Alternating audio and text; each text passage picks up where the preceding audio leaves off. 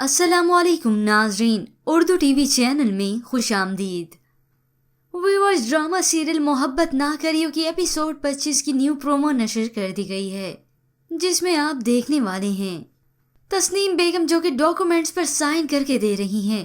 ये सब निदा ने देखा तो गुस्से से आग बगोला होकर ज़ारा के पास आकर कहती है, एक लाचार औरत की मजबूरी से फायदा उठाते हुए धोखे से सब कुछ अपने नाम करवा रही थी। और तब कुछ ही देर बाद उसे मालूम हुआ कि तस्नीम बेगम ये सब अपनी मर्जी से कर रही हैं।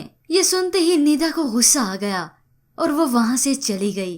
ज़ारा तस्नीम बेगम के पूछने पर उसे बताती है, जब से असद गया है उसने हम में से किसी से राब्ता नहीं किया।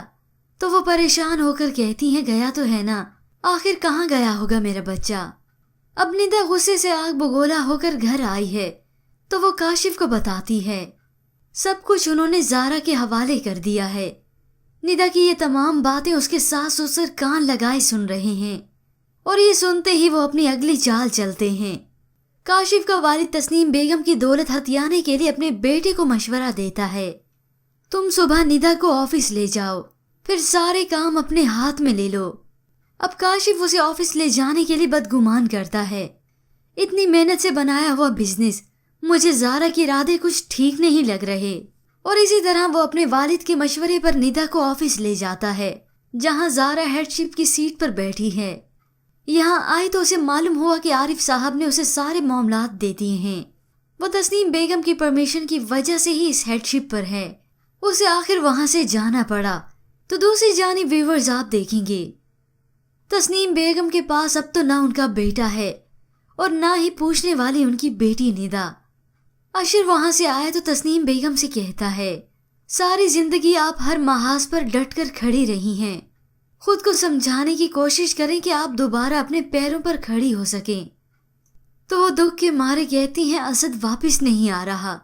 और निदा वो भी कहती है कि वापस नहीं आएगी। तस्नीम बेगम पर जब इन रिश्तों की तमाम हकीकत आई तो अब वो मजीद दुखी हैं। उनकी मुलाजमा कहती है, आप शायद समझती हैं कि ज्यादती आपके साथ हुई है, लेकिन असल ज्यादती तो ज़ारा बीबी के साथ हुई है। आज आपकी औलाद आपके साथ नहीं है और वो फिर भी आपके साथ ही खड़ी है।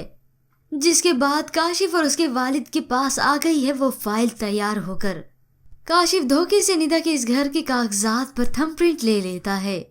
सुबह हुई तो उसकी माँ काशिफ से कहती है, अब ये हमारे किसी काम की नहीं रही, इसको घर से बाहर निकालो और तलाक दो। और आखिर वो उसे थप्पड़ मारकर तलाक देकर घर से बाहर निकाल ही देगा। लेकिन व्यूअर्स, आखिरकार असद कहाँ गया? क्या उसके गायब होने के पीछे रबिया का हाथ है? इसके मुतालिक हमें अपनी कीमती राय जरूर दीजिएगा। मज़ीद ड्रामास प्रोमो के लिए आप देखते रहिए उर्दू।